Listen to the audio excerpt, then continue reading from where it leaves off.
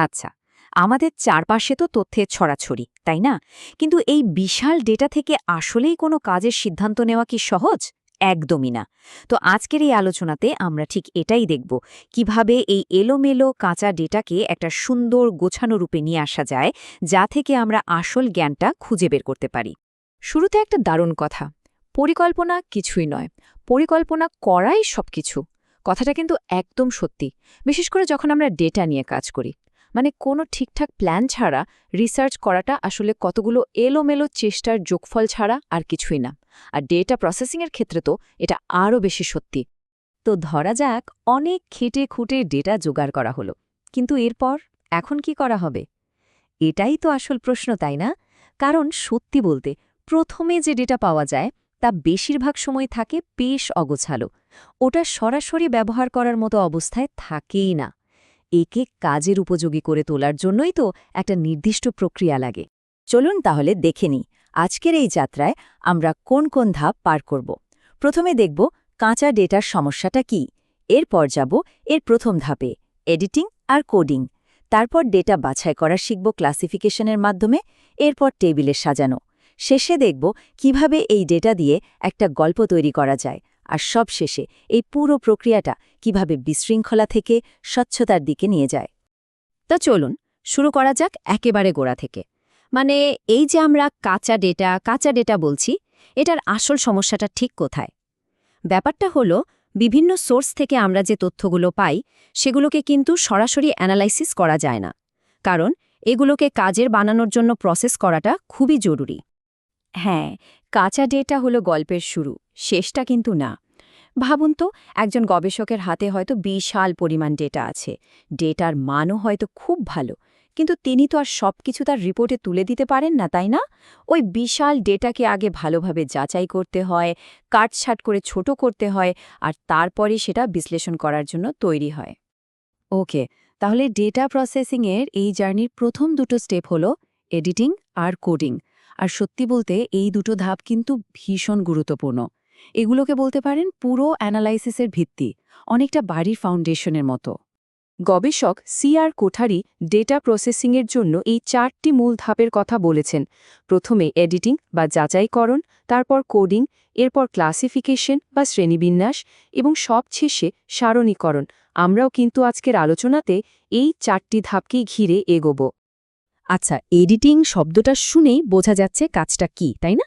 এটা অনেকটা লেখা প্রুফ রিড করার মতো। সংগৃহীত কাঁচা ডেটাকে খুঁটিয়ে খুঁটিয়ে দেখা হয় কোনো ভুল আছে কিনা, বা কোনো তথ্য বাদ পড়ে গেল কিনা। যদি কোনো ভুল থাকে তবে সেটাকে ঠিক করা হয়।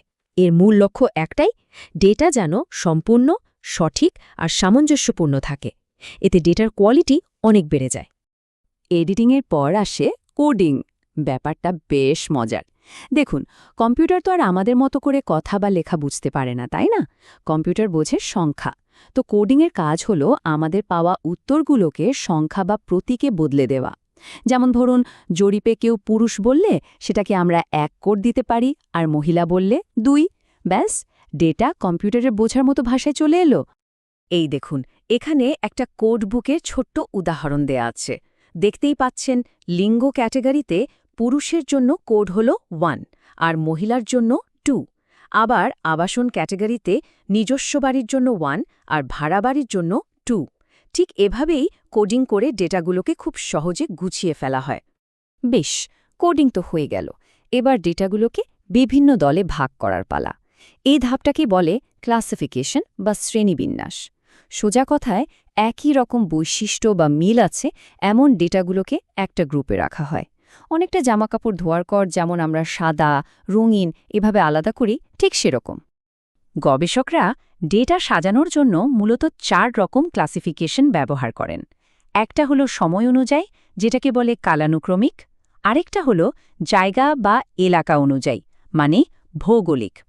এরপর আছে বৈশিষ্ট্য বা গুণাবলী অনুযায়ী, যাকে বলে গুণগত। আর সবশেষে সংখ্যা বা পরিমাণ অনুযায়ী, মানে পরিমাণগত। এই যেমন দেখুন, এটা হলো কালানুক্রমিক বা সময় অনুযায়ী ক্লাসিফিকেশনের একটা দারুণ উদাহরণ। এখানে যমুনা সার কারখানার উৎপাদন দেখানো হয়েছে কয়েক বছর ধরে। টেবিলটা দেখেই কিন্তু পরিষ্কার বোঝা যাচ্ছে যে সময়ের সাথে সাথে কারখানার উৎপাদন বেড়েছে না কমেছে। এবার আসি গুণগত শ্রেণীবিন্যাসে। এটা কিন্তু বেশ ফ্লেক্সিবল। আপনি চাইলে খুব সহজভাবেও ভাগ করতে পারেন, আবার চাইলে জটিলও করতে পারেন। যেমন ধরুন, শ্রমিকদের শুধু দক্ষ আর অদক্ষ এই দুই ভাগে ভাগ করা হলো। এটা একটা সরল ক্লাসিফিকেশন। কিন্তু এরপর যদি আমরা তাদের শিক্ষাগত যোগ্যতাও যোগ করি, তাহলে ভাগগুলো আরও জটিল আর বিস্তারিত হয়ে যাবে। আচ্ছা, ডেটাগুলোকে তো বিভিন্ন গ্রুপে ভাগ করা হলো। এবার সেগুলোকে সুন্দর করে টেবিল বা সারণীতে সাজানোর পালা। এই ধাপটাকে বলে ট্যাবুলেশন। এখানে সারি আর কলম ব্যবহার করে ডেটাগুলোকে এমনভাবে সাজানো হয় যাতে সেগুলো থেকে তথ্য বের করা বা বিশ্লেষণ করা অনেক সহজ হয়ে যায়। টেবিলও কিন্তু অনেক রকমের হতে পারে, নির্ভর করে আমরা ডেটার মধ্যে কতটা গভীর সম্পর্ক দেখতে চাই তার ওপর। একদম সাধারণ টেবিল আছে যেগুলোকে বলে একমুখী সারণী। এগুলো শুধু ডেটার একটা বৈশিষ্ট্য দেখায়। আবার এমন টেবিলও আছে যেগুলোকে বলে বহুমাত্রিক সারণী, যেগুলো একই সাথে ৩ বা তার বেশি বৈশিষ্ট্য দেখাতে পারে। এই দেখুন, এটা হলো একটা একমুখী টেবিলের উদাহরণ, সবচেয়ে সরল রূপ। এখানে টাটা মোটরসের কর্মীদের শুধু একটাই বৈশিষ্ট্য, ধর্ম দেখানো হয়েছে। এই ধরনের টেবিল সাধারণত বিশ্লেষণের একটা প্রাথমিক ভিত্তি তৈরি করে দেয়। এবার আগের টেবিলটাকে আরেকটু এগিয়ে নেওয়া যাক। এটা একটা দ্বিমুখী টেবিল। এখানে দেখুন, শুধু ধর্ম নয়, কর্মীদের শিক্ষাগত যোগ্যতাও যোগ করা হয়েছে। এর ফলে আমরা ধর্ম আর শিক্ষার মধ্যে কোনো সম্পর্ক আছে কিনা সেটার একটা তুলনা করতে পারছি।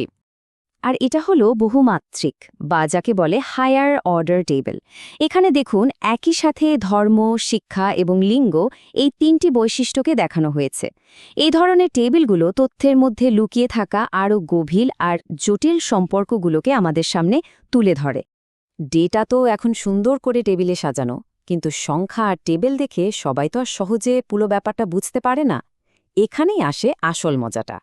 এই টেবিলগুলো ব্যবহার করেই তৈরি করা হয় বিভিন্ন চার্ট আর গ্রাফ, আর এগুলোই ডেটার পিছনের গল্পটাকে সবার কাছে দৃশ্যমান করে তোলে, যা বোঝাটাও অনেক সহজ। টেবিলের ডেটাকে ছবিতে রূপ দেওয়ার জন্য অনেক রকম পদ্ধতি আছে। যেমন হিস্টোরিগ্রাম দিয়ে সময়ের সাথে ডেটার পরিবর্তন দেখানো যায়, আবার হিস্টোরিগ্রাম দিয়ে কোনো কিছুর পরিমাণ বা ফ্রিকোয়েন্সি বোঝানো হয়। ফ্রিকোয়েন্সি পলিগন বা কার্ভের মতো আরও অনেক উপায় আছে। এগুলোর প্রত্যেকটাই ডেটার গল্পটাকে আরও জীবন্ত আর পরিষ্কারভাবে বলতে সাহায্য করে। তাহলে দেখুন, আমরা কিন্তু একটা লম্বা পথ পাড়ি দিলাম। একদম অগোছালো বিশৃঙ্খল ডেটা থেকে শুরু করে একটা পরিষ্কার চিত্রে পৌঁছানোর পুরো প্রক্রিয়াটা দেখলাম। কিন্তু প্রশ্ন হল, এত কিছু করার দরকারটা কি?